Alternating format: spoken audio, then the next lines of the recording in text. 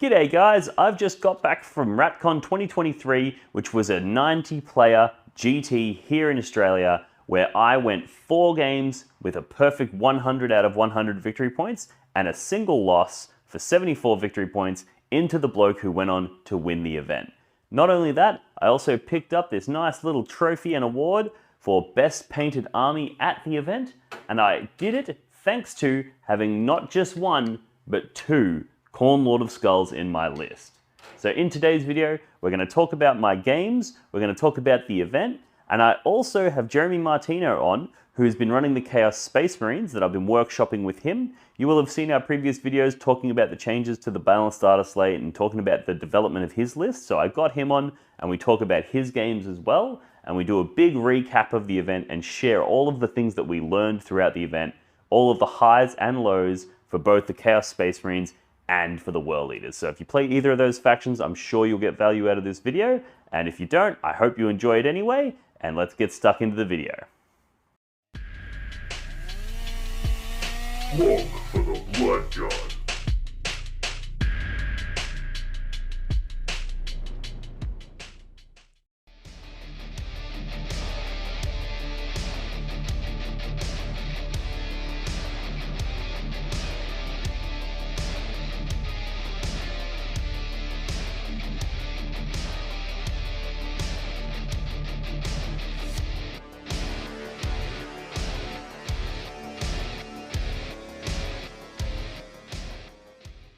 Alright, so before we start, a little bit of information about the event itself.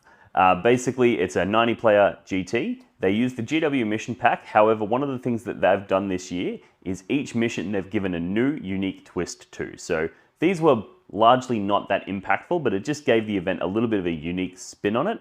And then also this event has soft scores involved. So you get points for paint, points for sportsmanship, those sorts of things. Again, these were relatively inconsequential. So for example, you couldn't overtake somebody by having a better paint score than them into a different bracket. So like if you're undefeated, you couldn't lose the overall event to somebody because they had a better painted army than you. So it still had a very traditional feel of the top players achieving those top results, but it does give a little bit of lateral movement within those brackets so that if you wanted to, go from 20th to, 17th or something like that, painting your army well can do that for you. So it gives those people in the middle packs something else to worry about more than just, making sure you're hyper competitive. It gives you rewards for engaging in the other side of the game as well.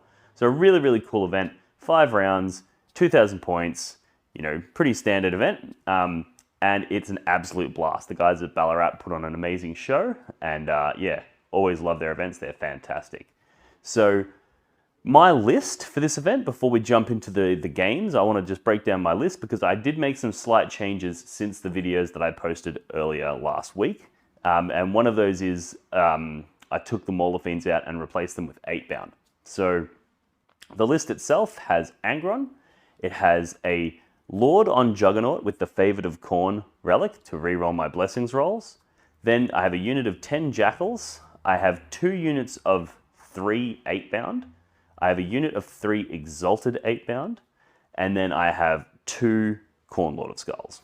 And that's pretty much the list. So it's really small, really tight, and really concentrated damage and concentrated packages. So really, really cool list. It was a ton of fun to play, which you'll see when we get into reviewing each round. You'll be like, yep, I can see why Dean enjoyed this so much.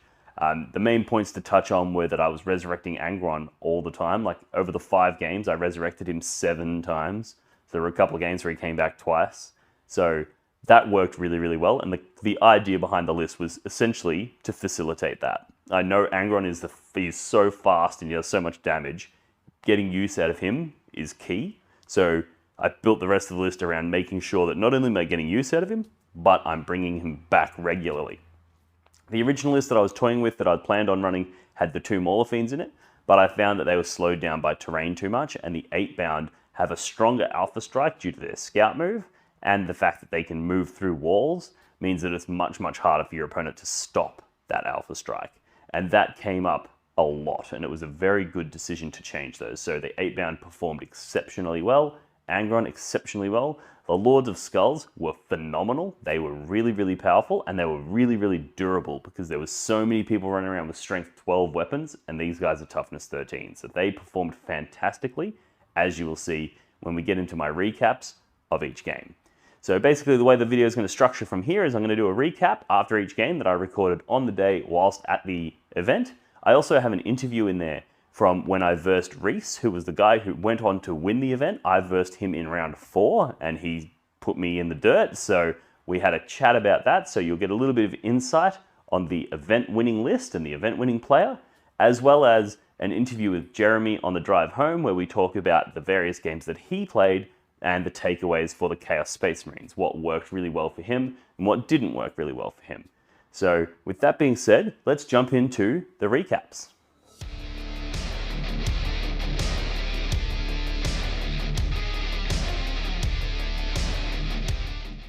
G'day guys, here we have the end of round 1 for RATCon 2023, and we have a really strong start for the World Eaters. So for those of you who followed my videos before, you'll know my list, but for those who didn't, it's basically 2 Lord of Skulls and Angron, 2 units of 8-bound, 1 unit of Exalted 8-bound, a Lord on Juggernaut with the Favored of Khorne enhancement, and a unit of Jackals. So real simple list, unga bunga, just goes in and smashes things, not too difficult to pilot, which is great. And RATCon itself as an event is a relatively casual event. Like there's still competitive players here and there's still strong lists here, so it's still an interesting battlefield to test your ideas, but it's also, you know, prioritizes itself around being, you know, a sort of almost a beer hammer style casual kind of event. So really, really cool place to test out interesting lists like the Lord of Skulls and Angron combo. So my first round, played into a lovely bloke running Salamanders. His list was 10 Terminators with a Chaplain. He had Vulcan with Tactical Marines and a Drop Pod. He had Aggressors in a Land Raider Redeemer. He had 2 Dreadnoughts. He had 2 units of Eradicators, 2 big units of Eradicators. And what else did he have? I think that's about it. Yeah, and some Scouts. So that was his list, and basically it was a massive blowout win for me. It was one of his first games of 10th edition, so he wasn't particularly experienced. I walked him through all the important stuff, but he basically missed a few opportunities. For example, he put a lot of his stuff in strategic reserves, and then he drip fed it to me. And as a result, I was able to go, cool, turn 1, the 8-bound and Angron, kill the couple of units that are on the table. Then in his turn 1, so I went first. Then in his turn 1, he drops the Drop Pod in and kills some Jackals, nothing major. Then in my turn, I'm like, cool, now I kill the stuff that fell out of that. Then in his turn 2, he drops like the Terminators, I kill those. And basically it was just trading games, but I was always winning the trade because I had my entire army dealing with just a portion of his army at a time. So yeah, so really strong game for me. I got 100 points, I maxed my secondaries, maxed my primaries, and he only got a 15, which includes the 10 battle ready. So he really struggled to get on those points. One of the things in this round was one of the things RATCon does is they create unique twists for the event. So instead of using like scramble fields and all that sort of stuff, they invent their own twists. And the twist for this mission was at the start of each player turn, you roll 3d3 and a scatter dice, and you move each objective that's within no man's land a number of inches equal to the roll in the direction of the arrow. So for those who don't remember scatter dice, they're a little d6 but with arrows on them. And basically what this meant is that before you had an opportunity to score your primary, the objective markers could move. So there was a chance that they wouldn't move, and if they did move, there was a chance they wouldn't move very far, and you'd still control it. But basically, he got really unlucky, and in every one of his turns, he would, before scoring it, he would roll it, and the objectives would scatter, so he's no longer in control. And in every one of my turns, they didn't scatter, or they scattered very little, and I was able to continually control them. So yeah, so it was a huge, huge unlucky situation for him there. And then that comboed with the fact that he was drip feeding me his army meant that he wasn't able to do the damage he needed to do in order to sort of flip the matchup on its head. One takeaway was that Angron was resurrected, so turn 1 he went in, did massive damage, killed the Dreadnought and finished off something or whatever. He died by Eradicators in turn 2, but then I just brought him straight back because every time the Lord of Skulls kills something, you can modify one of those Blessings dice, and with the character allowing me to reroll the entire blessings roll, it's very, very likely that you'll bring back Angron. So that was real spicy, because that meant that Angron could then go and deal with one of the other threats that had just arrived from strategic reserves. So I know it's really early in the event, but I'm feeling good about Angron with Lord of Skulls as a combo.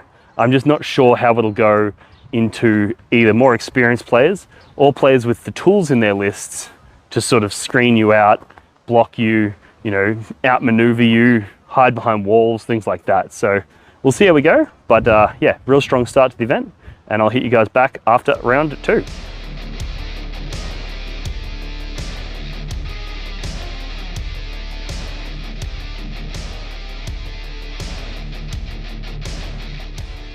Alrighty guys, there we have the end of round 2. I just played into Terrence Drew with his Deathwatch. Really cool list. So he had 2 big Proteus kill teams. He had a small Spectral kill team, a unit of Infiltrators, a unit of Eliminators with Las Fusils. Then he had a big unit of 6 Eliminators with a Apothecary attached. He had a unit of 3 Eliminators with nothing attached. And then he had 2 Inceptor squads, units of 3, 1 with Plasma and 1 with Heavy Bolters. So that was more or less his list. And the game was over relatively quick. So the mission here was a really bizarre one, where basically you had to draw 4 cards at the start of each of your turn, tactical objective cards, and everybody had to take tactical. You draw 4 cards, you discard 1, and that 1 goes into a separate pile, which you have to use on turn 5, and the other 3 cards remain in play. So real heavy on the secondaries. And basically, so I just deployed along the line. He deployed all of his stuff like in a ruin in his backfield so that the Lord of Skulls couldn't shoot him. But then I got first turn, and he wildly underestimated Angron's ability to move and the 8-man's ability to move and get those turn 1 charges. So that effectively resulted in me going in, and I killed one of his Proteus kill teams from full health to dead with 8-bound. I killed a Spectral kill team from full health to dead with Angron. And then I put some damage on the other Spectral kill team with the Lord of Skulls shooting, because I was able to get an angle, because he also didn't budget for the +2 to move. So I think in his head he's like, yep, I can't be seen here, but then because I had that extra move, I was able to get around the corner, get that line of sight, and put some hurt on that second Proteus kill team, and killed like 4 of them, I think, something like that, with the Lord of Skulls shooting. So really strong alpha strike that really put him on the back foot. He then took Oath of Moment on Angron and killed Angron, and I failed to bring him back on my second turn, but I did successfully bring him back in his turn 2, because he basically charged some stuff into 8-bound, charged a Proteus kill team, the remaining of that first one, into the 8-bound, and failed to kill me, and then I killed him. And then I was able to spend my command point that I generated that turn to make an additional Blessings of Khorne roll, and I used that Khorne roll to resurrect Angron. So as a result, I essentially was able to bring back Angron anyway, which was really disheartening to him, of course, because he thought that he'd killed Angron before the Lord of Skulls got any kills, so he thought he'd stopped me from being able to resurrect him easily. And then I was able to go in and resurrect him anyway. So that was a really big swing in the game, because then I was able to, rapid ingress Angron down onto an objective, which then meant in the following turn I scored that primary, and then Angron was able to go in and, do what Angron does. Angron killed, so he killed an entire Spectral kill team, and he also killed an entire unit of 6 Eradicators with an Apothecary attached to it. So Angron was doing the Lord's work. The Lord of Skulls were doing really well as well. They did a whole ton of damage, and they also absorbed a shit ton of bullets. He was bringing on his Eradicators, which gets reroll hits, wounds, and damage rolls against vehicles. And then he was using the Doctrines to get like lethal hits and exploding hits and things like that. And he was just pumping damage into them, but it wasn't quite enough. The 6-up Feel No Pain from the Blessings of Khorne was really clutch. That kept him alive. And then on the swing back, those Lord of Skulls do massive amounts of damage. So at the end of the day, it was a pretty big blowout, and it ended up being 100 points to me. I think it was 33 points to him. I don't actually have a scorecard for this. I don't know how I'm going to generate one, because the app that I normally use might not allow me to put in the 3 tactical cards per turn, but we'll see. Hopefully I'll be able to figure out a way to make it work so that I can put the scores up on the screen now. We'll see how I go with the editing, but yeah, So that's another really strong game. That's another 100-point win. So I got 100 point in the first game, 100 point in the next one, which means I'm definitely going into somebody in the next round that is very high scoring. So should be a really interesting game, and I'll get back to you guys with the results when the next round is completed.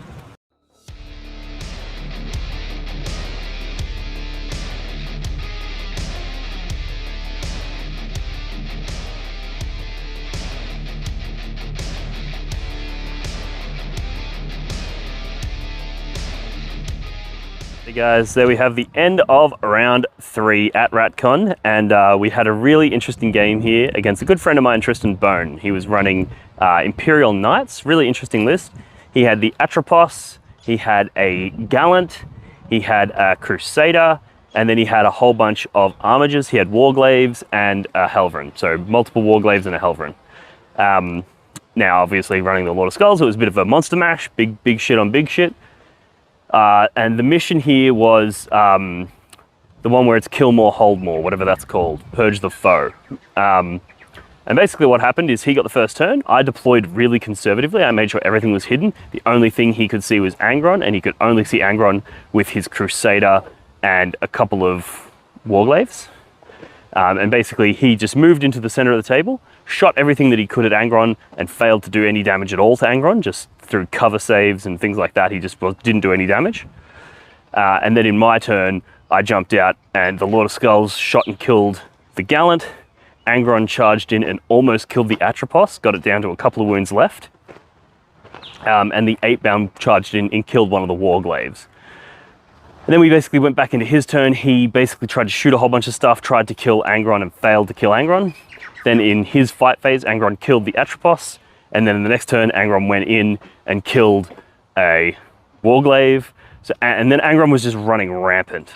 He eventually put a fuck ton of damage into Angron and killed him. And then literally that turn, I just killed something in melee, spent the CP, made the Blessings of Cornroll, rolled it, resurrected Angron, brought him back, rapid ingressed in his turn, and then went in and charged again. So it's like he put all of that effort into killing Angron and actually achieved exactly nothing. So it was a huge blowout, a 100-point win to me. It was a bit of a weird mission, this one. So basically one of the things that they've done for this event is they've done, unique missions each round. And this one they had a forced gambit, a mandatory gambit. And it was a really silly gambit where basically you had to add up, it was a unique gambit for the event. You had to add up the number of OC you had in each quarter and then roll a number of dice based on that and get a number of primary points based on what you rolled. And because at that time, I'd pretty much tabled him, it basically just meant that he got nothing off that and I got maximum off that. So I scored the big 100-point win. And that was because I took, for secondaries, I took Fixed for the first time, and I took Bring It Down and Assassinate, because he had multiple big knights, which were all characters, and he had a Vindicare Assassin as well, which was a character, so I was able to max all my secondaries, max my primary, and got the 100-point win. So that's actually 3 100-point wins, which is fucking crazy, considering the, the list that I'm running, I think, has some serious flaws, but apparently it's doing quite well. I have been very fortunate with the matchups, and I've been very fortunate in the tougher matchups. I've gone first when I really needed to. So there's been a few things that have absolutely gone my way luck-wise. But yeah, I'm not going to complain about 3 massive wins. So there's no way that the wheels don't come off the wagon at this point. Like going into day 2, I'm going to be one of the few undefeated players, but I'm on big wins, so I'm going to be going into the other players that are also on big wins. So should be interesting. I'll let you know how we go, and I'll hit you guys back tomorrow.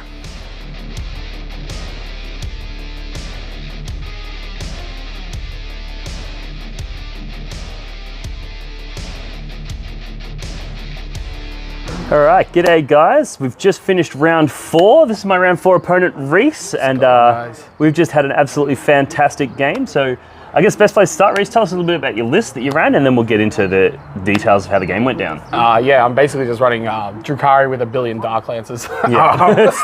Codex Dark Lance. It's the only way you can play the thing, but yeah, no, it's good. You got a lot of MSU. So it's 2 units of Mandrakes, 3 Ravagers, three Raiders. Scourges, 3 Raiders. 2 squads of 2 Talos, 3 squads of single Chronos. Yep. And yeah, the 3 Cabalites all kitted up. And Yep. Yeah. Yep. No, so it's a real strong list. The mission that we played was Sites of Power. There was the Minefields was the twist. So if you rolled an advance of 6, you'd take mortal wounds. And then there was a unique Ratcon mission, which was if your character empowered a site, you got to roll on a chart, and that gave you various buffs for that character, which neither of us did. I have 1 character. Yeah. Oh yeah, I got 1 Archon in my list. Yeah, so he's got 1 character who was definitely not getting out into the midfield, not until late game. And then I had Angron, who was too busy running around killing things to be doing an action in order to generate buffs. So we didn't really engage with the unique secondary much, but really, really good game. It was sick, it was sick. Really, really cool. So the score in the end was 89 to 74, I think it was. So I got the loss. Reese finally pipped me. Finally. Do it all the time. Oh, no, like, I've gone 100, 100, 100, and then Reese. Yeah, true. This So, event, yeah, this is, your new name is going to be The Deep End. The deep. That's his team name. So, yeah, tell us, what were your thoughts on the game? What were some highlights for you? Some notable moments? Notable moments would definitely be, I went into it thinking I was going to pick up both of the Lord of Skulls. Yep. That most certainly did not happen. The T13 is definitely a stat check. Yep. For that, for strength 12, yeah, so we ended up picking up 1. Yeah, so the combined shooting of all of the Dark Lancers did like, I don't know, 12 or something wounds to 1, and then like 5 to the other. Yeah. And then the Talos picked up the heavily wounded one. Yeah. So I lost 1 in the first turn. And then as soon as I recognized that, I was like, those Talos need to fucking go. Yeah. Because I realized those Bright Lancers actually don't do that much. No. And then that other remaining Lord of Skulls, he just survived. He survived like another 2-3 turns or something, right? Like he survived till like survived turn for 3, ages. maybe turn 4. Yeah, it was nuts. I couldn't do it. Everything bounced off him. And because they're OC8 as well, and they're such a big footprint, you can actually just park the cunt right in the middle of an objective marker. Yeah. And it's really hard for him to out-OC you. So, yeah, that was cool. Yep. That was definitely a highlight for me. That was a highlight for you. The thing that you did that I think was really impressive was turn 5. So Angron got resurrected twice. One of the turns I resurrected him and then rapid ingressed him and then came in and did some stuff. Yeah. So he had to do some objectives. Yeah, which so is I could unfortunate. kill your some objectives and claim them. But then battle round 5, I resurrected him at the start of the battle round, and then Reese went first. So Reese went in and just disembarked everything out of his boats, moved everything, advanced a bunch of stuff. 34 inches. The Because they Scourges can do their trick. the move, shoot, move with fire and fade, go 34 inches. Got to screen out the entire map. And he screened out literally every part of the map. So Angron got resurrected, but he couldn't rapid ingress, and he just couldn't come back. It was pretty sick. So, yeah, that was annoying. I bet. But 3 Angrons is probably too much. 3 Angrons, that's a lot of Angrons. That's a lot of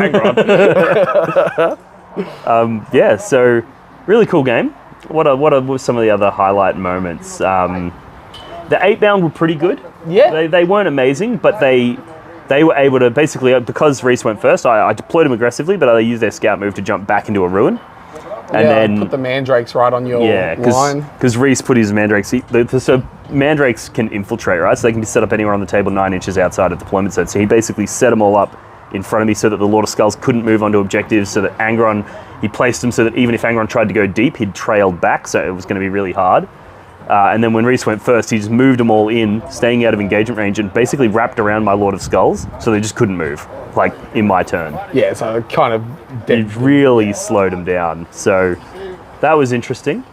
The Mandrakes, I actually think if it wasn't for the Mandrakes, it could have been a very different game. Especially if you went first and I didn't have the mandrakes, because they were also stopping the 8-bound from jumping out into my lines as well.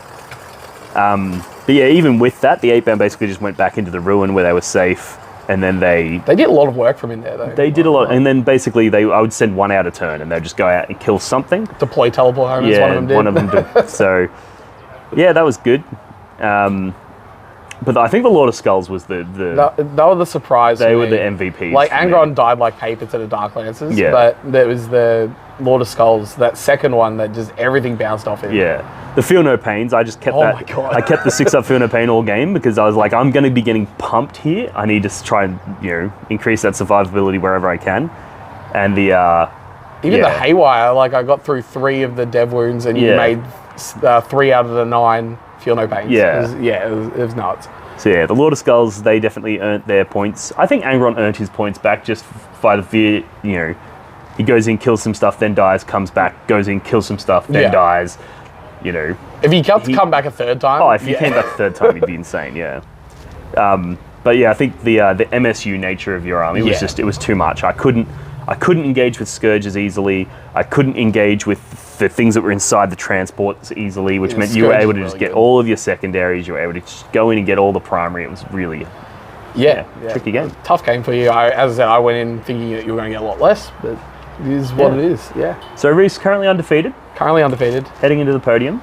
Get to play solely. You get to play, which if you play solo, that's like, so we've got, looking at the remaining undefeated players, there's a few, but it's looking like, based on victory points and battle points, it's likely that you'll be playing against the Chaos Knights, which is a pretty good matchup. It's a for you. pretty good matchup. If he spikes the invols, it's bad. Yeah.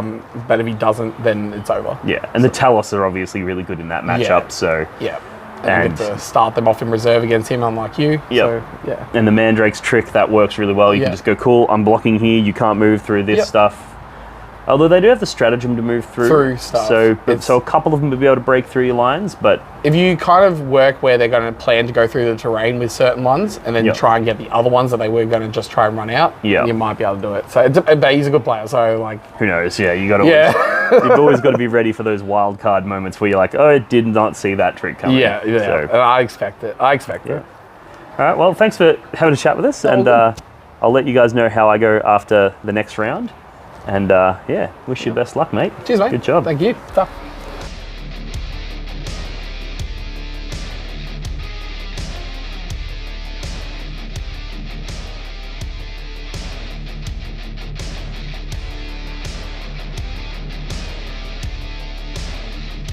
All right, g'day guys. There we have the end of round 5 for RatCon 2023, and I've just played into a good mate of mine, Ben, running the Eldari. So it was actually the first time I've versed Eldari this edition, so I managed to dodge them while they were nightmares.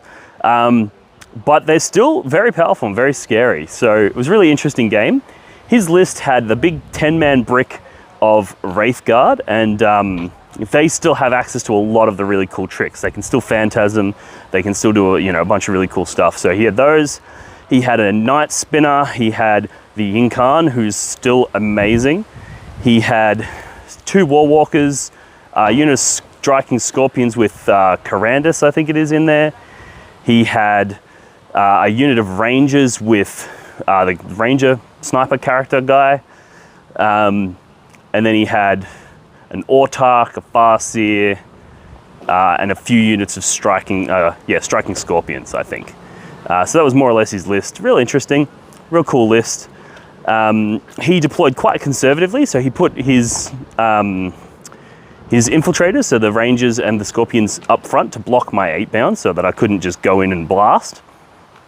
And then a bit behind those, he had his Warwalkers, and then he had the rest of his stuff deployed really far back because he knew Angron was going to go in hard, 8-bound were going to go in hard, so he just basically made it so I couldn't hit his castle.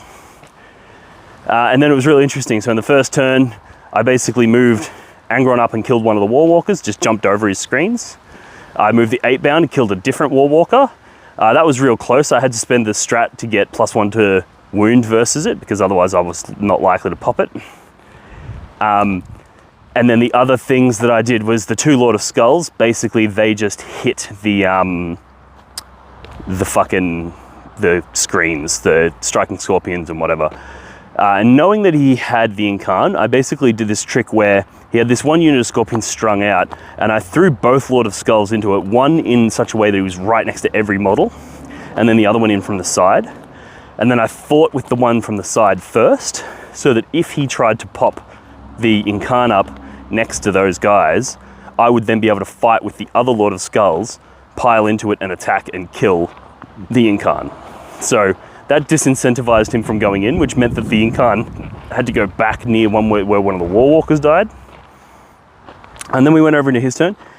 He fired his entire army, shot every single bullet he had at Angron, and didn't kill him. It was ridiculous. He was rolling real poor. I was actually rolling relatively poor as well, but not as bad as him. So in his shooting phase, he got Angron down to a single wound remaining. And then he charged me with the unit of Wraith Guard, unit of Striking Scorpions, Warp Spiders, and then a character, the Autarch.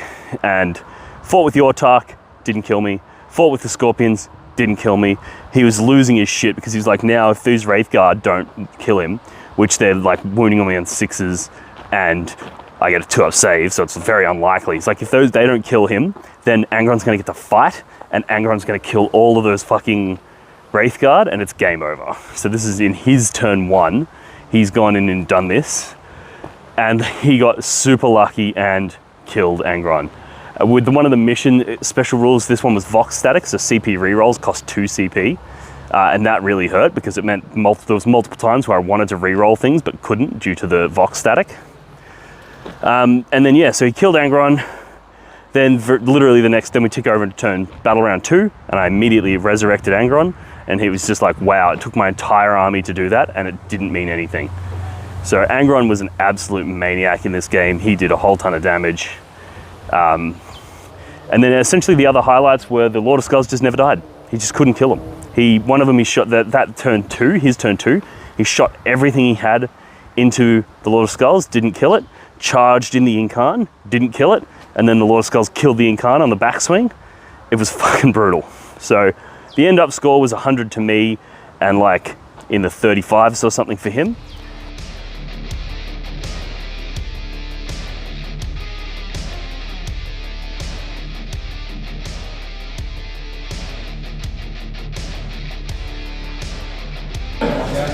Alrighty, next we have the player's choice, which was the best painted as chosen by you. There were some issues, we do apologise with the voting, hopefully we can give that feedback to Diffie and it'll get better. But this one wasn't even close, it was just Michael Balls.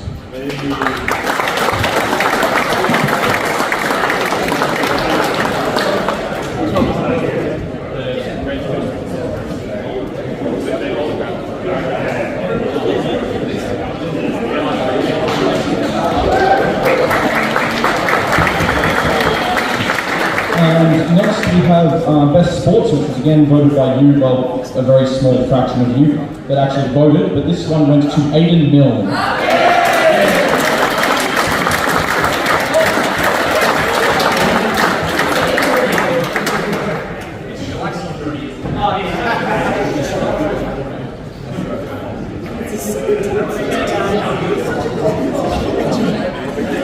And then, for the 3 best painted as voted by us, we do apologise, we will vote, put the scores up. We're not good paint judges, I mean, it's just how it is. So we picked with our hearts, and in 3rd place was Jordan Cummins.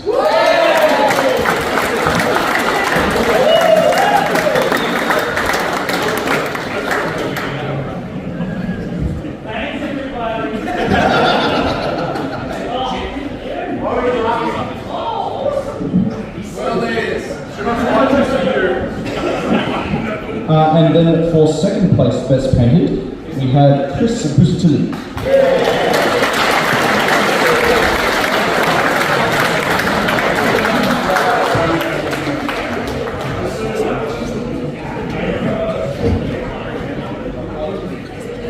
And then in 1st place, which feels very, very wrong, it was Dean.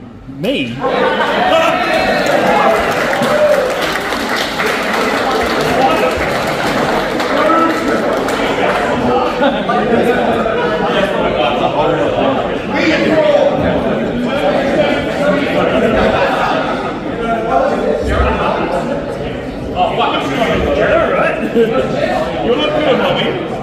Alrighty, and then in apparently people like Lord of Skulls. So this was purely off your results. In 3rd place, we had Matt Morrisoli.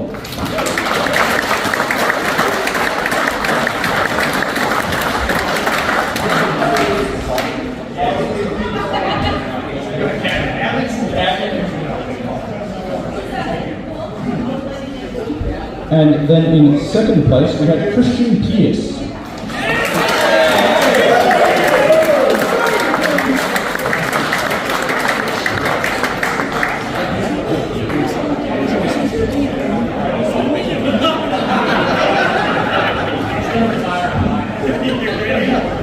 And then in first place, unfortunately missing out on best overall by a singular point, was Boyd.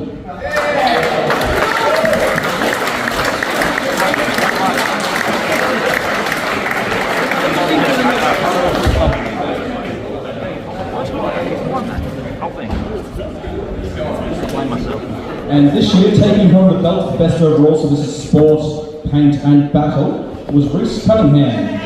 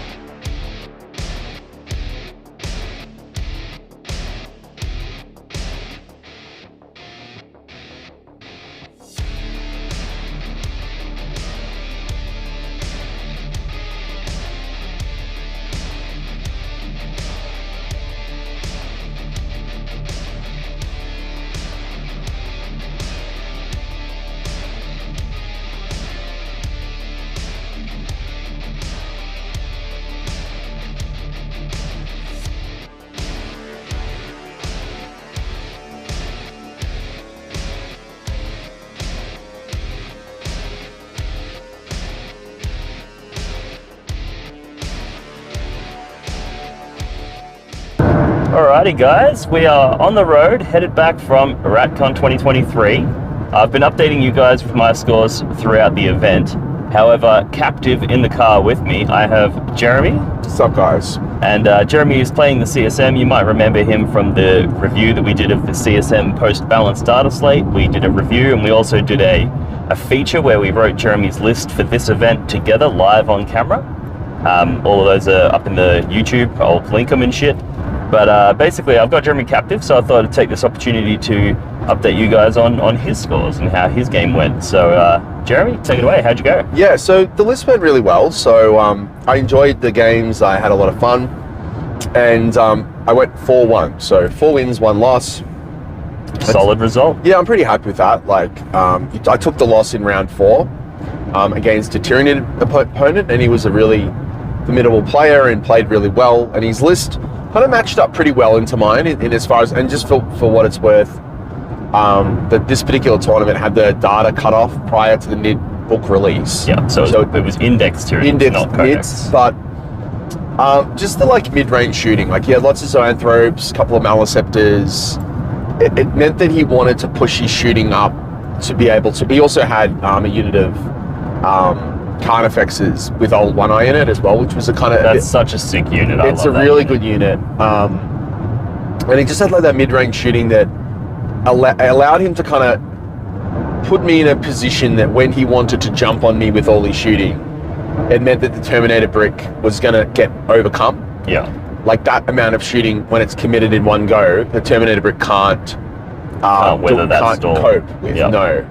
And the way that just the mission and the terrain was set up meant that I had to use the Terminator brick. Like I wasn't able to really play for the board with the terrain the way it was, so I kind of had to make some kind of commitments, and just it was not like anything drastic. Yep. I was able to score a decent amount of points by the end of the game.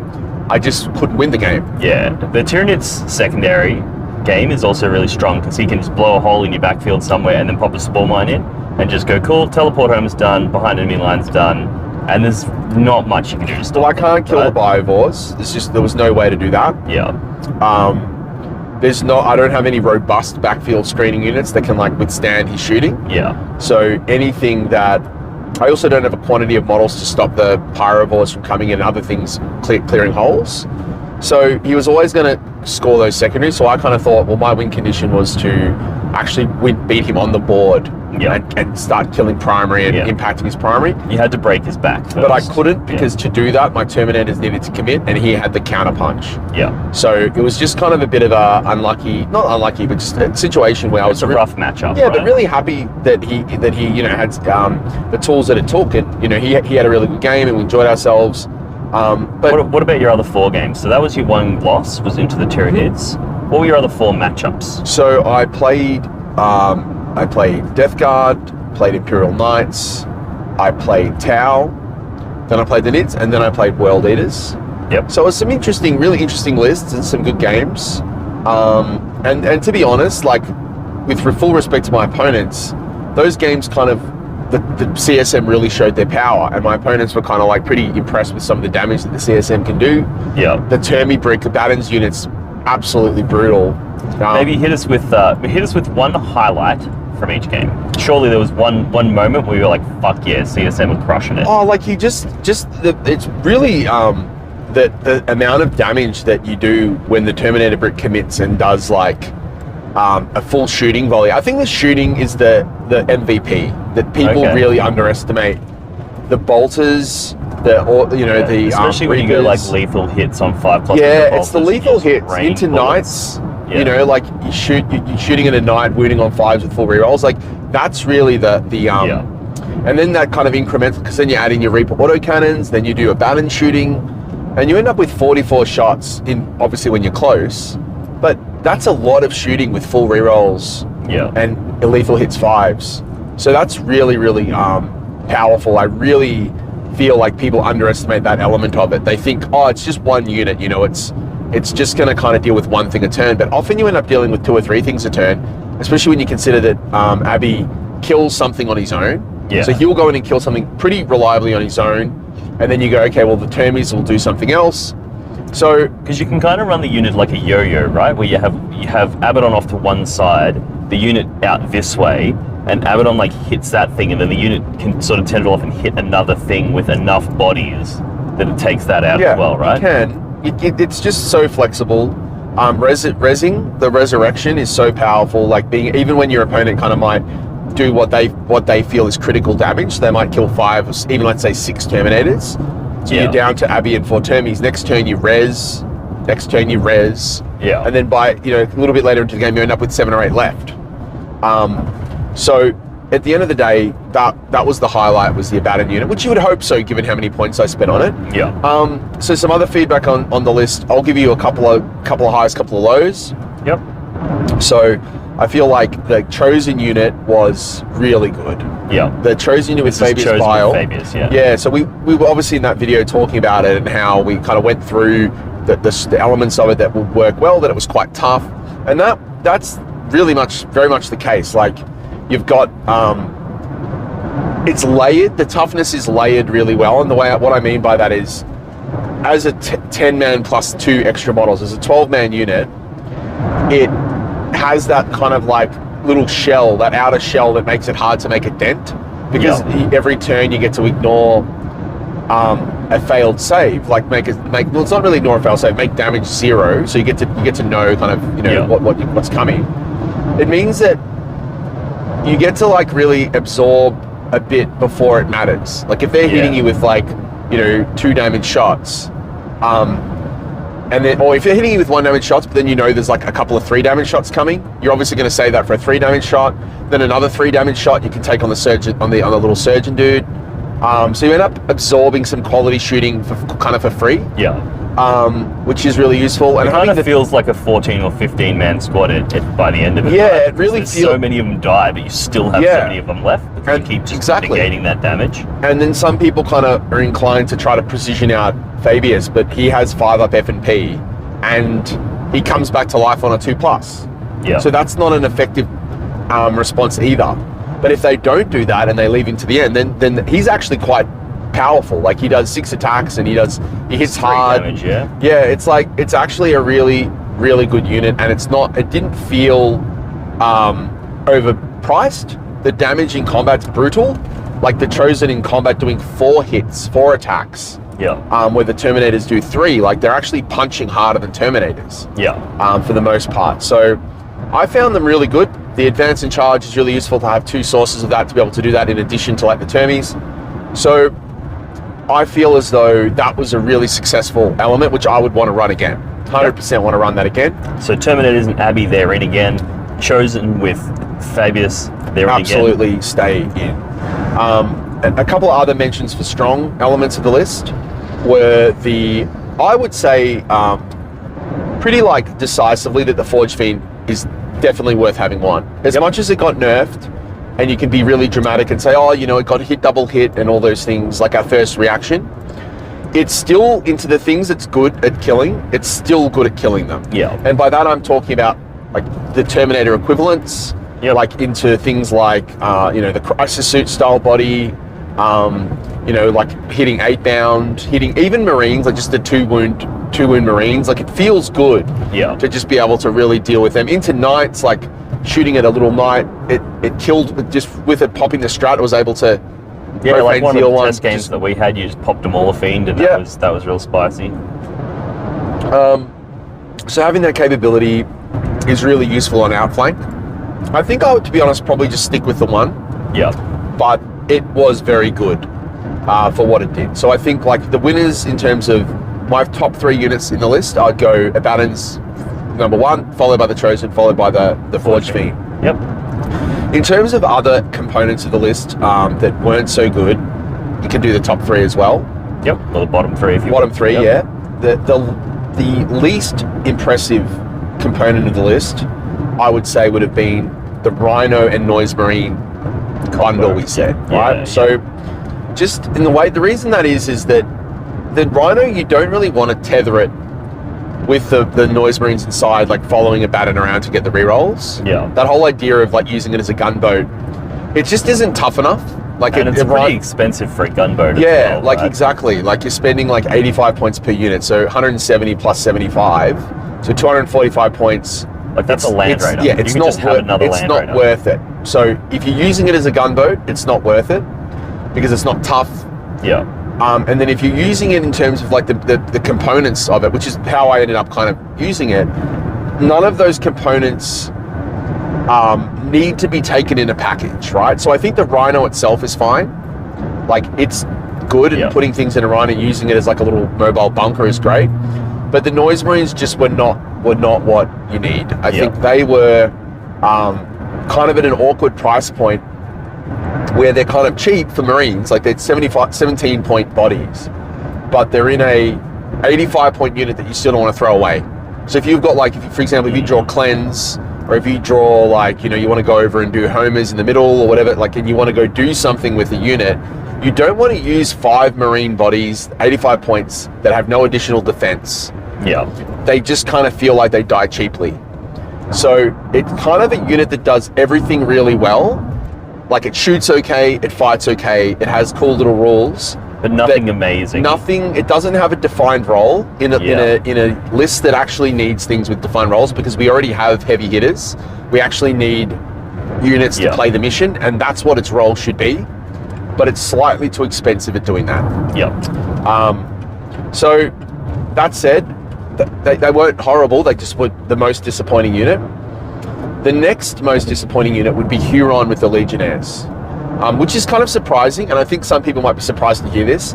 I know that you were saying that you had some people talk about how, I mean, some people aren't interpreting the rules like this. That you took into the redeploy. Yeah. Yeah, I think this is one that you definitely need to reach out to your TO about, find out what the TO's interpretation is, because like GW's got one rule, WT's got another, you know, UKTC's got another, like it's ambiguous the way it's worded, so each TO is, until GW clarify like for certain, every TO is going to make a different call here. So like, and the thing is, I know that, and obviously the event we went to, Ratcon had made the call that they were allowing the pre-game redeploys to happen after you know who goes first. So Huron seemed like a really useful unit to have. because he was going to give the redeploy to the Terminators, he was going to give it to himself and the Legionnaires, and he was going to give it to potentially the Chosen if they wanted to deploy out of the Land Raider, which they didn't, and the Cultists. But the problem was, the main utility is to give it to the Terminator. So you think to yourself, okay, that's really good because you can frontline the Terminators, you can backline them. I guess the situation is when I was redeploying the Terminators, it was a couple of inches back or forward. Yeah. Because they need to be forward. You're never going to put them like backfield, right? Yeah. Because they need to impact the game quickly. If they're not going to impact the game quickly or quickly-ish, then you're not winning that game. So they need to be at least aggressively postured in some way. And then, so you're only really ever moving them around the front vicinity. Maybe you might not frontline them, and when you go first, you then move them to the front. Yeah. But it just didn't feel like it was impactful enough to warrant. And I'm assuming you probably generally deploy them like relatively central on your front line as well, right? Which means if your opponent goes, cool, they're going to deploy all their stuff over to the right, you're like, cool, I'm going to redeploy to the right, but you're still only redeploying like 6 inches to the right. Yeah. You know, like it's not that dramatic of a shift. And it wasn't like that. Obviously, if you could choose to have that rule for free, you would have it. Like, it's not like it's costs you anything in terms of if you had it for free, but it did cost us something because we ended up spending 80 points on Huron, 90 points on the Legionaries, so 170 point unit. That, to be honest, isn't bad. Having like OC3 on those Legionaries was It was a pretty nice little kind of ball you could just put on an objective and go, wow, I've actually got so much OC on this objective. There's no way they can come over and grab this off me. Yeah. That felt good a lot of the time. The problem was that if at any point they wanted to devote damage to killing it, they just die so fast. Yeah. They die so fast, and Huron is not particularly tough, so they all just kind of melt away. Yeah. And once Huron's on his own, he doesn't really do much. So I feel like that was quite a disappointing unit that I would want to, as with the Noise Marines, like diversify into more useful mission playing tools. And the last thing that was kind of interesting that I know people might once again be a little bit on the fence about was I feel like the Land Raider, as good as it is, and maybe with that Chosen package, you keep the Land Raider. Yeah. But I would argue that I personally would rather just a Rhino and some move other those shit. Chosen to a Rhino. Yeah. I know that there's the play where you can put the Land Raider in reserves and you can kind of come on and disembark, but it doesn't work with Fabius in the unit because of the strategic reserve 500 point limit. Like the Land Raider will work with 260 points of advanced models. You can really just have the Chosen in the Land Raider, no character attached. Yeah. And the Chosen, correct me if I'm wrong, but I'm of the belief that the Chosen kind of require a character to be fat. Like, if you're taking 10 Chosen, you definitely want a character. And you could do 5 Chosen with a character in the Land Raider and then bring them on from reserves and disembark and charge.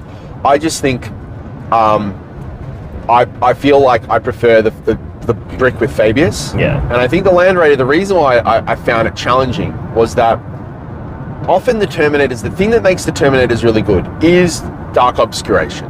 If it wasn't for Dark Obscuration, they wouldn't even be. Yeah, so the Terminators are hogging that, which means the Land Raiders are not using it. The Terminators are hogging it. And if you go, okay, then the Terminators won't use it, they'll set up and hide, and they'll kind of... Yeah, they won't use it. You're not getting value-adding Terminators because you've got the Land Raiders hogging it. So you're essentially saying if you design your list so that it's built around assuming the Terminator is going to use the Dark Obscuration, and that locks in the value of the Terminators, then you need to build the other elements in your list assuming that they don't have access to it, in which case Rhinos are superior to the Land Raider because you can hide Rhinos more effectively. And there's no opportunity cost to hiding them. Yeah. Whereas the Land Raider, if you're hiding it, you're not shooting its las cannons, you're not actually getting any of the reasons why you want a Land Raider. So I agree with that. And I think Rhinos are one of the most underrated things because they're so small that you can actually just hide them underneath the floors of a lot of ruins. Like, you can just fit them in, and then they just sit in there, and anything that's inside there can't be fired by indirect, can't be charged and killed in melee, and it gets an extra 3 inches movement and launch it. It's like, that's a fucking sick package. Yeah. So I think what I'd be doing, and obviously we can do this and work on this later together, but I think that I would be cutting those three components that I mentioned. Yep. I would cut, like, not the Rhino, but I would cut the Noise Marines. I'd cut Huron and the Legionaries. Yep. And I would cut the Land Raider. Yep. So we keep the Rhino and just move the Chosen from one one to another. Yep. Oh, another thing I want to note as well, which is kind of annoying, is just to bring it down, having like max bring it down. Like the fact, when I say max bring it down for tactical, so that tactical can get max bring it down off killing both vehicles, feels bad. Yeah. They kill both vehicles, they max their tactical, and you're like, oh god, all you need to do is, you know, if they're already going to kill the Land Raider and then they just find a way to kill the Rhino, it's it feels really annoying. So I will drop the Land Raider, do all that stuff, and I think what you want to be adding is things to play like I actually kind of want to see if we can work out a way for CSM to play fixed secondaries. Yep. So kind of playing to like homers and cleanse or homers and engage. And I think the way to do that would be to kind of go, well, Nurglings were really good. I think that the Nurglings are kind of a neutral unit in that they were really useful. It's really nice to have all those screening and actions and things, but the OC0 hurts them. You want to have units that can... Yeah, they almost need to buddy up. Like, I've seen a lot of people, because the Nurglings also have the neg 1 to hit in melee aura thing. So what a lot of people do is they treat the Nurglings as a 35-point upgrade to another unit, and they put them in with that unit and run it around as a little package. And that way, if you view it as a 35-point upgrade, that means that you're now technically 2 units, so the Nurglings can be doing a cleanse whilst your Chosen are like fucking something up. They also mean that if somebody hits you, they're not going to be able to get engagement range of your Nurglings because you put them in the middle like a little, like a donut. And that means that you're got neg 1 to hit on your unit for 35 points, and it's your unit's able to do actions and shoot, it's able to do actions and charge. Like, that's one way that you can play the Nurglings, which is interesting. Really a really smart way. And I think like, so the Nurglings are great, but a way to empower the Nurglings would to have, and the other unit that's really cheap that's like quite good in the list are Cultists, right? Yeah, Cultists are sick. For their price, you're getting 10 bodies with OC2 that like you string them out, they sticky objectives, they're just like a really useful unit. So I think you'd take more Cultists, and then for example, like to literally use the example you just used, normally Cultists can't advance and do actions, right? Yeah. But Cultists can advance to put OC on an objective. Yeah. So if you draw Cleanse and your opponent has like, 10 OC on the center objective and you want to cleanse, or if you take Cleanse as a fixed, you could like advance Cultists on and get 6 Cultists on to get the OC 12. And then pop your Nurglings and then the Nurglings come on and cleanse. Yeah. So like, as you said, as a combo, they actually work really well together. And if you look at that as like that's a 90-point combo, right? 35 and 55. So that's a 90-point combo that provides so much utility in terms of scoring and getting victory points. And that's the kind of thing the list needs. Yeah. So I feel like... And I think CSM, even though like traditionally CSM have never been an MSU style army, like they've always been all about combos, everything's about combos. I actually think that the CSM could work in a way where you've got the Abaddon Terminator brick, you got the Chosen with Fabius brick, or there's a few other variations depending on which characters whatever your chosen flavor is, right? Chosen with whichever flavor toppings. They're your 2 bricks, and then for the rest of the list, you just go hard on the MSU, and you just bring a whole bunch of just different stuff, and everything else in the list is just there to facilitate your victory points, whilst you make your opponents sweat bullets trying to deal with these 2 big bricks. Yeah, so I think like, because I feel like another thing that's worth noting that it could be considered or discussed is maybe putting the Obliterators back in. Yep. I know they went up like 20 points, like 320 to 340. But seeing how well the Forge Fiend performed with receiving nerfs, it's like kind of what we discussed in that original video. About how don't discard something that was good before. Just exactly. And like I know that they can't. I really like the indirect Overwatch, but you just come down and you go, okay, I'm going to come down and I'm going to get my indirect value straight away. Yeah. Right? Like I'm going to come down and go boom and get the indirect, and maybe you have them positioned in near Abaddon in plain view with the intention of just directly overwatching something. Because like this is the thing, right? Like your opponents, like they're on the board. Yep. And you're making a decision in your movement phase, or before you start your movement phase. Like, what am I going to try to kill this turn? Like, what are my goals? What am I shooting? What am I assaulting? And there might be a unit that you're like, you know what? I can't really shoot it. I don't have the resources to shoot it. I'm not going to assault it either. It's going to be there at the start of the next turn, and it wants to move. Yeah. Like, it's going to want to move. And my obliterators can kill it with Overwatch. So you can just go, I'm going to drop my obliterators down, indirect something or shoot something, and I know that I'm already pre-planning to Overwatch that unit right there that I can see already. Yep. And that's my Overwatch target. And you can map all that out. And you plan the CP in your head. You're like, yeah, I'm going to generate a CP at the start of his turn, so that's the CP that I'm going to use on that Overwatch. Because I think there's also, it's worth noting, you know, we were talking about how Abaddon and his unit kind of hog dark obscuration. Well, the obliterators are good in that they provide value, and they don't really require it because you can drop them out of line of sight, shoot with the indirect, and then your opponent can't shoot you back. And that's the other. And then next turn you just move on to the other side of the wall and shoot again. So it's like you actually don't need dark obscuration for them, so they actually pair quite well with Abaddon. They do, especially when you go, like, that when you get that second turn, they've shot indirectly, they come out that second time. That's often a turn where the Terminators are committing. Yeah. So that's like probably a turn 3, that turn 3 push. And when you bring your Blitz out for the turn 3 push, like assuming you drop them turn 2 hidden, then turn 3 they move out and now they're visible, but that's the same turn the Terminators are pushing. They often just can't split their fire enough. To do with everything. So, and you're also going to be killing a lot in that turn 3. So that turn 3 you're pushing, you're killing a lot.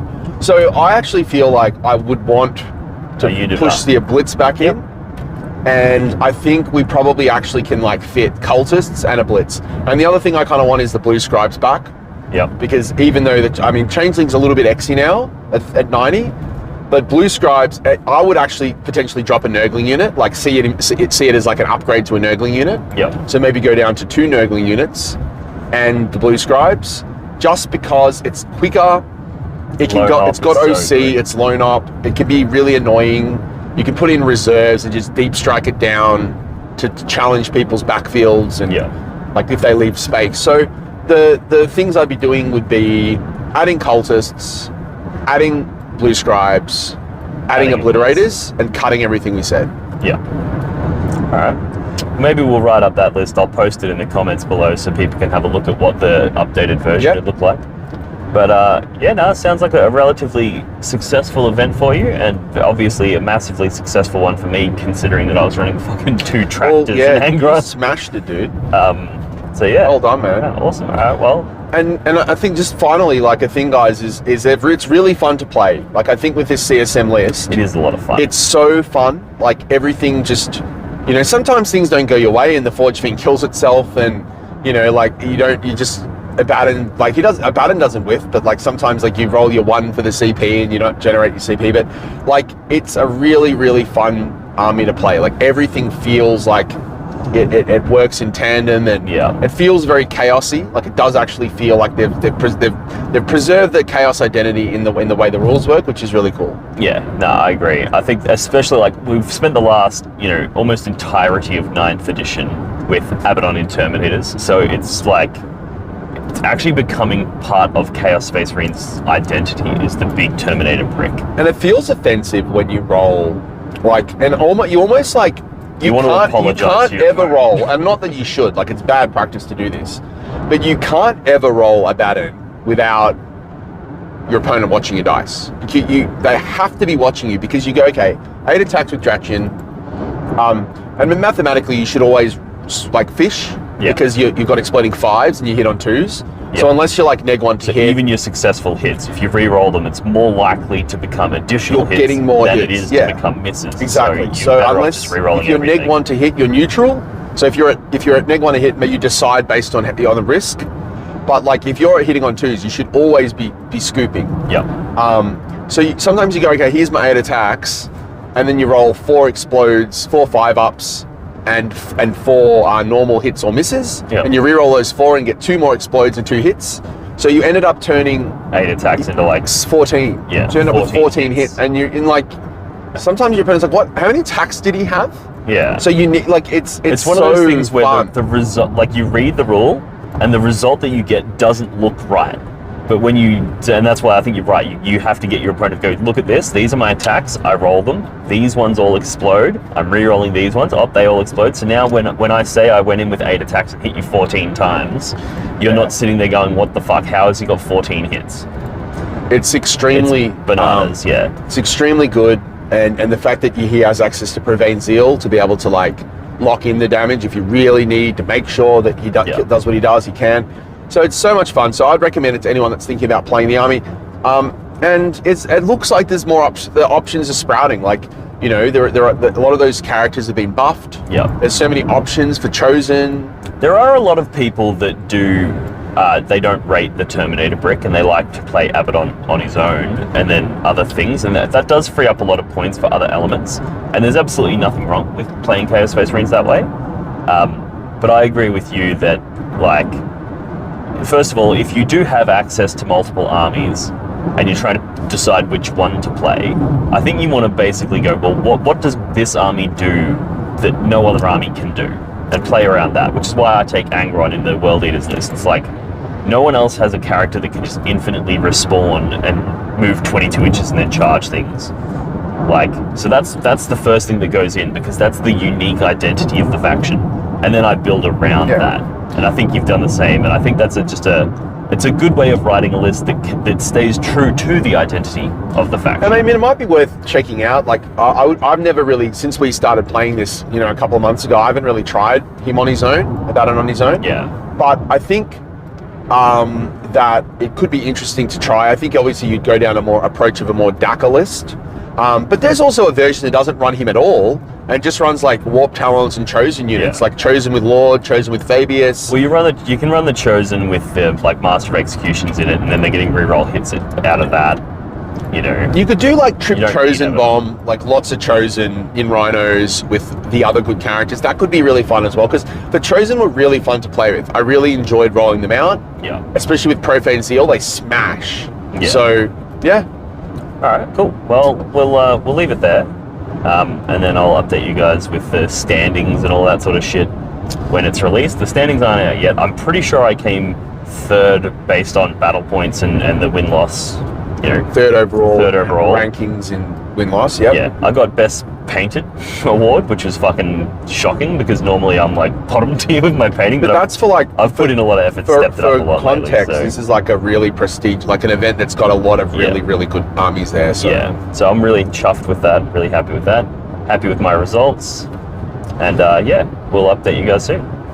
Alright guys, I hope you enjoyed that video. If you did, let me know. Like, subscribe, comment, you know, do all that good stuff. Head over to blogforthebloodgod.com. You can sign up to the Patreon. You can get access to our unique Discord, and you can pick up a ton of merchandise as well if you're interested in that sort of stuff. I've got shirts, I've got neoprene gaming mats, I've got neoprene objective markers, I've got branded dice. There's a whole ton of really cool merchandise over there if you want to show your support for the channel and help me improve the quality and the frequency of the content that I'm able to get out to you guys. So with that being said, we're going to end it here. Thank you very much for tuning in, and I'll see you in the next one. Cheers. Walk for the Blood God.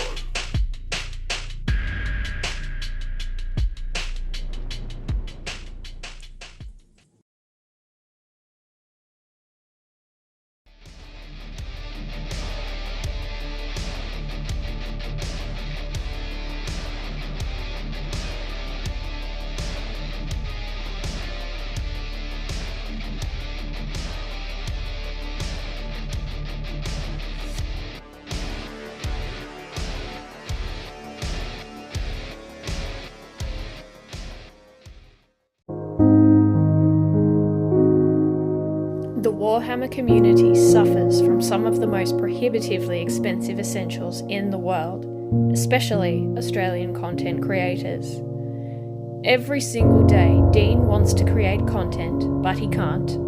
Suffering from old, worn-out brushes, expensive model kits, and costly software and equipment he can't endure much longer. Just look at this dirty paint water. Would you drink this? Would you let your child? Even a small monthly donation can help provide Dean with clean paint water, basic tools for survival, and access to life-saving information and education. So please, follow the links in the description below and find out how you can sponsor a mad cunt like Dean today and end the suffering. Suffering that is cruel, unsustainable, and your fault.